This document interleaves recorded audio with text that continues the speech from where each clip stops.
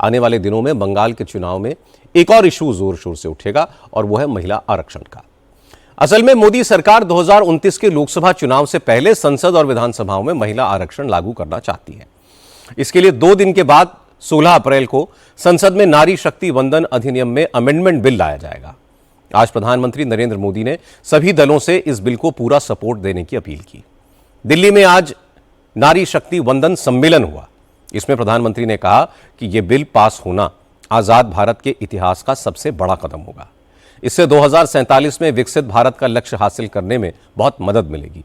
इसलिए सरकार ने महिला आरक्षण एक्ट यानी नारी शक्ति वंदन अधिनियम में अमेंडमेंट्स को पास कराने के लिए बजट सेशन में 3 दिन की स्पेशल सिटिंग बुलाई है, ताकि महिलाओं को 2029 से ही संसद और विधानसभाओं में 33% आरक्षण दिया जा सके। 2023 में संविधान संशोधन करके आरक्षण का जो एक्ट संसद ने पारित किया था, उसमें यह प्रोविजन था कि पहले जनगणना होगी, फिर सेंसस के आंकड़ों के आधार पर संसद और विधानसभाओं की सीटों का डिलिमिटेशन होगा और डिलिमिटेशन के बाद महिलाओं को 1/3 आरक्षण दिया जाएगा। अगर इस हिसाब से देखा जाए तो 2029 के चुनाव में महिला आरक्षण लागू होना मुमकिन नहीं है, क्योंकि जनगणना 2027 में पूरी होगी और उसके बाद डिलिमिटेशन की प्रक्रिया पूरी होने में भी वक्त लगेगा और महिलाओं को 2034 से पहले रिजर्वेशन नहीं मिल पाएगा। इसलिए अब सरकार ने 2011 की जनगणना के आधार पर डिलिमिटेशन करने और 2029 के लोकसभा चुनाव से ही महिलाओं के लिए 1/3 सीटें रिजर्व करने का फैसला लागू करने का प्रस्ताव रखा है। आज प्रधानमंत्री मोदी ने कहा कि महिलाओं को आरक्षण देने का फैसला देश के सारे दलों ने आम सहमति से लिया था और वो चाहते हैं कि रिजर्वेशन को तुरंत लागू करने के बिल को भी सारी पार्टियां सपोर्ट करें, क्योंकि ये किसी सरकार या किसी एक पार्टी का नहीं बल्कि पूरे देश का फैसला है। 2023 में जब नारी शक्ति वंदन अधिनियम आया था, तब भी सभी दलों ने सर्वसम्मति से इसे पास कराया था।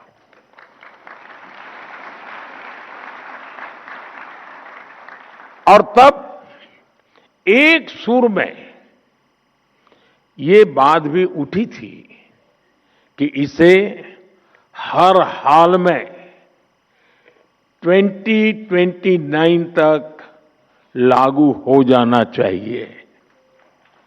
ये बात सबने कही थी।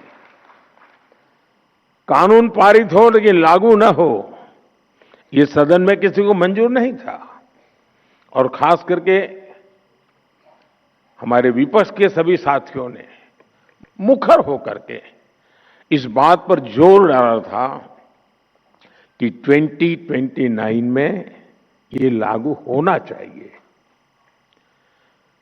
2029 की समय सीमा को ध्यान में रखते हुए सरकार ने, क्योंकि विपक्ष ने जो बात रखी थी हमारे लिए वो बात भी गंभीर होती है और इसलिए हम लगातार विचार विमर्श करते रहे, मंथन करते रहे, नए नए रास्ते खोजते रहे। संविधान की जिनको ज्यादा अध्ययन है ऐसे लोगों की भी सलाह ली और 16 अप्रैल से संसद में इस पर व्यापक चर्चा भी होने जा रही है।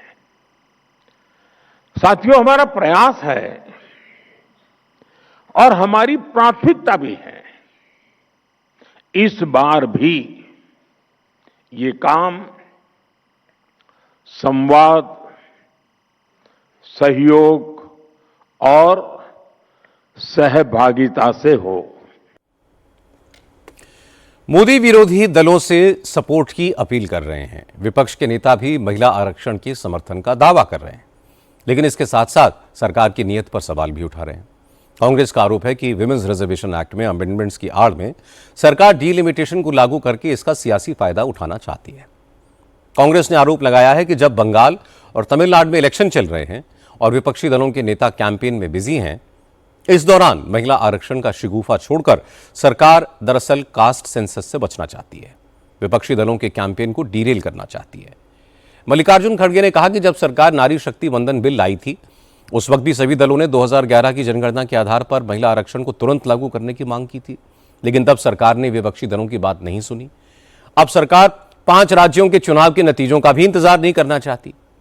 मल्लिकार्जुन खड़गे ने कहा कि सरकार पहले ऑल पार्टी मीटिंग बुलाए, सारी पार्टियों को बताए कि वो विमेंस रिजर्वेशन एक्ट में क्या बदलाव करना चाहती है, लेकिन सरकार इसके लिए भी तैयार नहीं है। खड़गे ने 15 अप्रैल को सभी विपक्षी दलों की एक मीटिंग बुलाई है जिसमें महिला आरक्षण कानून को लेकर चर्चा की जाएगी। वहीं सोनिया गांधी ने आज आर्टिकल लिखकर सरकार की नीयत पर सवाल उठाए और कहा कि महिलाओं को आरक्षण मिलना चाहिए, यह सभी दल चाहते हैं, लेकिन दरअसल सरकार असल में विमेंस रिजर्वेशन की आड़ में डीलिमिटेशन में खेल करना चाहती है, जो ठीक नहीं है। 30 महीने के अंदर कॉन्स्टिट्यूशनल अमेंडमेंट किया और अब उसको बदलने की बात, जो खुद का किया कॉन्स्टिट्यूशनल अमेंडमेंट है, अब उसी को बदलने की बात की जा रही है। और टाइमिंग सब कुछ होता है पॉलिटिक्स में। सबको पता है बंगाल में और तमिलनाडु में चुनाव चल रहे हैं, सबको पता है सारे लोग वहां पर प्रचार में व्यस्त होंगे। क्या कारण है कि बीच चुनाव में आपको बुलाकर लोगों को यह करना पड़ रहा है? और कारण है आपकी मंशा, कारण है आपकी कुटिलता, कारण है कि आप महिला आरक्षण के पीछे छुपकर एक फ्लॉड डिलिमिटेशन करना चाहते हैं और आप जातिगत जनगणना से बचना चाहते हैं। असल में महिला आरक्षण लागू करने के लिए सरकार ने लोकसभा की सीटें लगभग 50% बढ़ाने का प्रस्ताव किया है। इस लिहाज से लोकसभा में सीटों की संख्या 543 से बढ़कर 816 हो जाएगी। इनमें से 273 सीटें महिलाओं के लिए आरक्षित होंगी। इस फॉर्मूले के तहत अगर उत्तर प्रदेश में अभी 80 लोकसभा सीटें हैं तो इन्हें बढ़ाकर 120 कर दिया जाएगा और फिर इनमें से 33% मतलब 40 सीटें महिलाओं के लिए रिजर्व हो जाएंगी।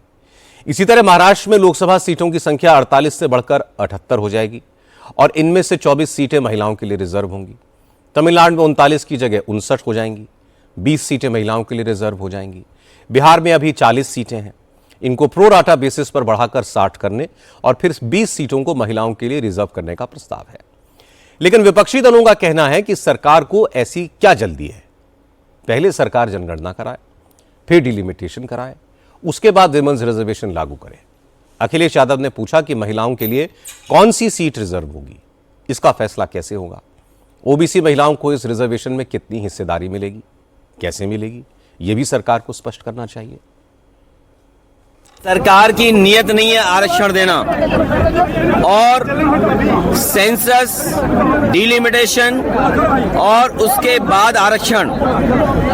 उन्हें ये बताओ क्षेत्र कौन सा होगा महिलाओं का जो चुनाव लड़ेंगी। एक तिहाई का मतलब हुआ कि आप गिनोगे, अब आबादी बढ़ गई, आबादी कितनी है उसकी गिनती की नहीं, तो जब गिनती आपने नहीं की तो इसका मतलब आरक्षण आपकी नीयत में नहीं है। और जो व्यवस्था दूसरे तरह की है, जो आरक्षण आप दे सकते हो, उस व्यवस्था को लागू नहीं करना चाहते हैं। ये भारतीय जनता पार्टी के लोग जानबूझ करके तमाम मुद्दों से ध्यान हटाने के लिए जल्दीबाजी में महिला आरक्षण की बात कर रहे हैं। आरजेडी ने भी कोटा विद इन कोटा की पुरानी मांग दोहराई। तेजस्वी यादव ने कहा कि उनकी पार्टी महिलाओं के आरक्षण के पक्ष में है, लेकिन पिछड़े और दलित वर्ग की महिलाओं को भी उनका हक मिलना चाहिए, भले ही लोकसभा सीटों की संख्या और ज्यादा क्यों ना बढ़ानी पड़े। महिला बिल पे आप लोगों का क्या स्टैंड है? हम लोगों का शुरू से ही है, आरक्षण के अंदर आरक्षण ओबीसी के लिए, ईबीसी के लिए, एससी और एसटी के लिए मिलना चाहिए और ये पहले से हमारी पार्टी का स्टैंड है, भले ही इसको 50% कर दीजिए। विपक्षी दलों का आरोप है कि सरकार ने बंगाल और तमिलनाडु के चुनाव में फायदा उठाने के लिए महिला आरक्षण का शिगुफा फिर से छोड़ा है। ममता बनर्जी ने कहा कि वो तो पहले ही महिलाओं को 33% से ज्यादा टिकट देती हैं। बंगाल की लोकल बॉडीज में महिलाओं को 50% रिजर्वेशन है, बीजेपी उन्हें क्या सिखाएगी। ममता ने आरोप लगाया कि विमेंस रिजर्वेशन की आड़ में असल में बीजेपी डिलिमिटेशन करके लोगों को देश से बाहर करना चाहती है। এখন বলছে মহিলা বিল, আরে আমাদের তো ইলেক্টেড মেম্বারই 37%। তোমরা মুখে বলো কবে পাস হয়েছে আইন, এখনো পর্যন্ত রোজ মেয়েদের নিয়ে লুকোচুরি খেলা খেলছো, ওতে কি লাভ হবে? আমাদের এখানে 50% রিজার্ভেশন কাউন্সিলর ইলেকশনে, গ্রাম পঞ্চায়েত ইলেকশনে, আর আমার ইলেক্টেড মেম্বারের সংখ্যা হচ্ছে পার্লামেন্টে 37%, হাইয়েস্ট ইন ইন্ডিয়া। মনে রাখবেন, আমাদের শেখাতে এসো না। এখন বলছে ডিলিমিটেশন করবে, এরপরে এনআরসি করবে, এরপরে আপনাদের ঘাট ধাক্কা দিয়ে তাড়িয়ে দেবে। ममता बनर्जी कह रही थी कि बीजेपी उनको महिला सशक्तिकरण नहीं सिखा सकती क्योंकि टीएमसी की 37% सांसद अभी भी महिलाएं हैं। उन्होंने कहा कि बीजेपी का इरादा एनआरसी लागू करके लोगों को उनके घर से, देश से निकालना है। असली खेला यही है, विमेन्स रिजर्वेशन तो बस बहाना है। जब सरकार 2023 में महिला आरक्षण बिल लाई थी, उस वक्त सारे दलों ने इसे समर्थन दिया, इसे पास कराया, और उसके बाद से विरोधी दलों के नेता लगातार मोदी से सवाल पूछते थे कि वो आरक्षण लागू कब करेंगे, महिलाओं को संसद और विधानसभाओं में 33% रिजर्वेशन मिलेगा कब।